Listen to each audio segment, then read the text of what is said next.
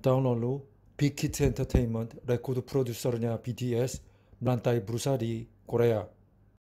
Sekarang harga sahamnya berapa? Nah ini nih, Big Hit. Nah ini aplikasi saham Korea, yang versi ini Mira Asset, namanya Kairos. Karena Mira Asset Sekuritas itu nomor 1 juga di Korea. Kalau Korea pakai angka, kalau di sini kan 4 huruf kan. Di sini di Korea pakai nama perusahaan atau kode sahamnya angka. Tanggal 15 Oktober 2020 dia hari pertama, terus orang dalam mulai boleh dijual, jadi ya harga sahamnya nggak bagus, tapi begitulah January effect-nya kan semua saham naik, dia juga balik, banding balik, jadi sekarang masih 70% lebih dari harga IPO nih. Oke, nah terus ada berita, nah itu bulan November, sudah sebulan IPO Big. Selama minggu pertama retail nyangkut 460 miliar won, ya hampir 6 triliun lah rupiah nyangkut. Nah itu jadi heboh juga. Sebetulnya saham Korea itu orang Indonesia tidak ada cara yang bisa beli, karena sekuritas yang bendera Korea, misalnya Mirasa Sekuritas Indonesia, Kium, terus yang terkini KIS, Shinhan Sekuritas, ya semua mereka nggak melayani, karena belum dibikin jalurnya. Tapi terbalik, kalau orang Korea mau beli saham Indonesia itu sudah ada jalurnya. Tapi ya mungkin belum ada demand, yang permintaan tinggi, jadi ya belum ada. Satu-satunya cara sekarang mungkin, kalau ada teman orang Indonesia yang di Korea, mungkin kayak just titip gitu ya. Tapi ya itu kan titip uang kan bahaya. Nah, jadi harus tinggal di Korea, setidaknya sebagai orang asing dia harus punya apa namanya, kayak ID card untuk orang asing, terus dia harus buka rekening di sana. Nah, itu repotnya. Tapi ada cara juga, dia bisa beli saham Korea di Amerika, bahasa Korea. Tapi misalnya SK Telecom, KT itu Telkomselnya Korea gitu.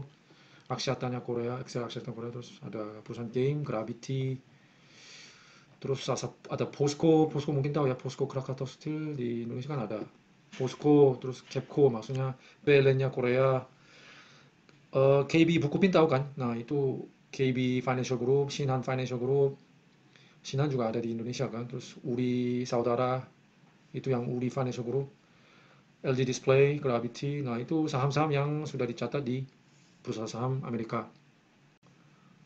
Ada ETF, mungkin mungkin kalian tahu ya ETF apa gitu ya. Exchange Traded Fund. Jadi dia bungkus banyak jenis saham, maksudnya banyak saham yang apa namanya, A, B, C, D, F, G gitu ya. Banyak saham di sini, dia terus dia bungkus, jadi dia ikut performance saham, jadi diratain. Nah, oke, iShares MSCI South Korea ETF. Nah, itu isinya apa aja? Pasti ada Samsung Electronics. Hynix itu semiconductor yang kedua terbesar. Terus Naver Corp itu Google-nya Korea, terus LG Chem, Samsung SDI, Hyundai Motor tahu. Celltrion itu bio company terbesar di Korea. Kakao Corp itu, Kakao Talk mungkin di Indonesia nggak begitu terkenal, tapi Kakao Talk itu berasal dari Korea, terus itu mobile messenger terbesar, nomor 1 di Korea. Nah, mungkin tahu kalian kan, Line, mobile messenger Line itu punya Naver Corp, jadi itu banyak dipakai di Jepang sama Thailand, tapi berasalnya dari Korea. Posco, Kia Motor pasti tahu ya. Jadi ya biasanya perusahaan-perusahaan yang pernah dengar kali ya. KB Financial Group yang tadi, LG Electronics, NCSoft itu perusahaan game yang kedua terbesar di Korea. Shinhan Financial, Amore Pacific itu kosmetik terbesar di Korea. Kurang lebih ya seperti ini. Bagaimana caranya untuk beli saham Korea yang ini, ETF atau yang tadi saham-saham yang tersendiri. Di Indonesia setahu saya yang paling gampang itu pakai eToro. Yang terkini pernah jadi ada heboh sedikit, itu namanya Kupang. Kupang itu Amazonnya Korea. Tokopedia-nya Korea. Ini raup dana IPO 4,2 miliar, e-commerce Korsel 60 miliar market cap. Nah, Kupang market cap sekarang 76 miliar dolar. Itu tanggal berapa ya? Minggu lalu lah dia baru IPO. Dia terkenalnya ini rocket delivery. Jadi kalau hari ini pesan, hari besok pasti nyampe gitu ya. Tapi Indonesia kan tidak udah terbiasa ya. Tapi perusahaannya masih rugi. Jadi P/E ratio-nya nggak bisa dapat karena ya apa namanya laba bersihnya kan minus. Jadi omset sebesar apapun ya P/E ratio tetap minus. E-commerce mungkin Tokopedia aja masih rugi kah? Saya nggak tahu ya. Tapi Tokopedia juga mau IPO kan sama Gojek di merger. Sejujur saya juga Kupang itu harga saham itu mahal. Secara overall kan saham IT kan bagus. Jadi mereka mumpung suasana bagus baru IPO karena sekarang pemegang saham mayoritasnya SoftBank. Dia pegang kalau nggak salah 37%-an. SoftBank.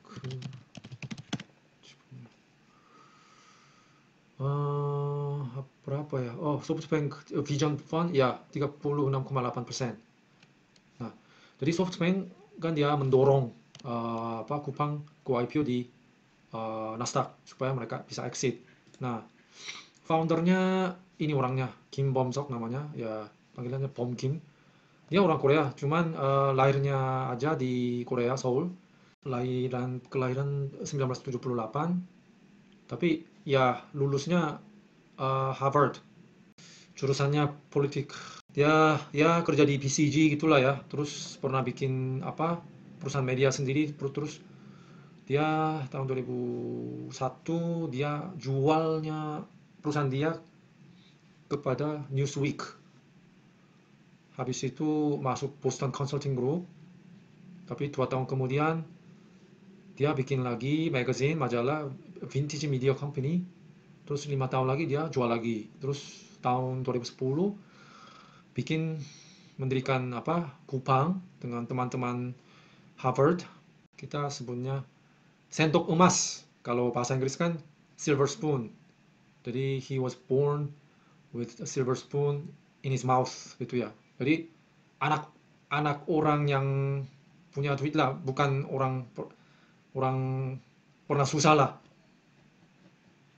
Ya pokoknya dia pintar, tapi kalau saya baca biografi itu dia sebetulnya nggak suka sama bangsa Korea. Dia pernah menghina juga orang bangsa Korea itu nggak lihat pasar besar, terus tidak begitu smart, terus tidak jujur. Wah, ini sadis ya. Tapi itu karena terlalu menjadi heboh, dia meminta berita-berita itu dihapus. Masih warga negara Amerika, tapi bisnisnya di Korea. Itu benefitnya apa? Dia tidak usah ikut wajib militer. Nah, jadi dia tinggal di Korea, usaha di Korea hanya untuk kepentingan diri. Nggak melakukan kewajiban untuk negara. Itulah kurang lebih. Nah, jadi balik lagi cara beli saham Korea melalui eToro. Oke, saya coba pakai HP saya nih. Oke, mungkin kalian udah tahu eToro ya. Itu bisa di-download App Store atau Play Store. Nah, eToro itu untuk membeli saham luar negeri. Setahu saya banyak orang Indonesia juga udah pakai sih. Oh ya, kalau agak susah akses itu harus pakai VPN. VPN mungkin kalian udah tahu ya. Virtual Private Network. Kadang-kadang kan ada yang diblokir sama Telkomsel atau Excel gitu ya. Jadi harus pakai jaringan luar yang private, itu namanya VPN. Nah itu ada tanda yang lagi VPN gitu ya. Watchlist. Jadi sekarang ya for your information bisa beli Bitcoin juga, kripto juga di eToro. Tapi di Toro itu jual beli sahamnya namanya CFD. Apa itu CFD? Transaksi CFD itu jual beli bukan saham sendiri, dia namanya contract for difference. Jadi selisihnya aja, selisih harga jual belinya saja.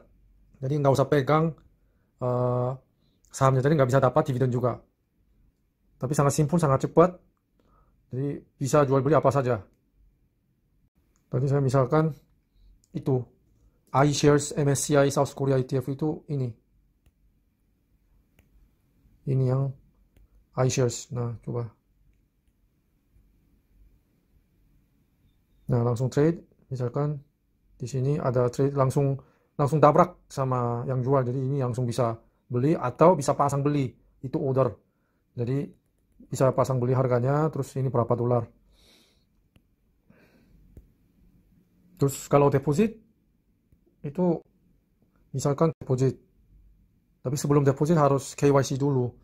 Apa namanya? Know your client, KYC, yang verifikasi identification misalkan local online banking, submit, BCA, BNI, BRI, Mandiri.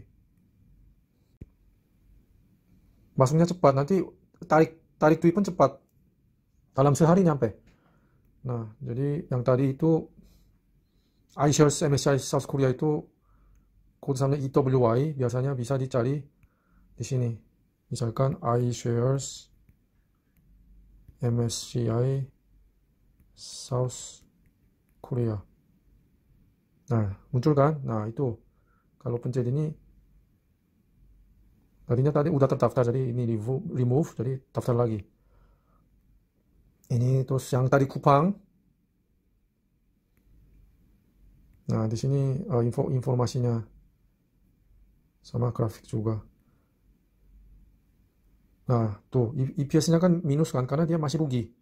Ya ruginya makin kecil, mengecil, tapi tadi saya bilang itu kelihatan mahal. Ya bisa aja harga saham bisa naik. Tapi banyak analisa-analisa terkenal di Korea juga, ekspor juga. Mereka bilang ini terlalu sudah digoreng. Ya bisa aja, biasanya harga IPO, kenapa perusahaan pilih timing untuk IPO? Karena performance yang paling bagus bisa dapat valuasi yang tinggi. Nah biasanya puncak sih, harus dia membuktikan lagi, dia grow lagi. Jadi biasanya makan waktu misalnya minimum 6 bulan lagi, setahun, baru bisa dijustifikasi. Nah misalkan sekarang ini market cap-nya kan 74 bio. Kalau ya bandingkan saja sama Samsung. Samsung Electronics ya.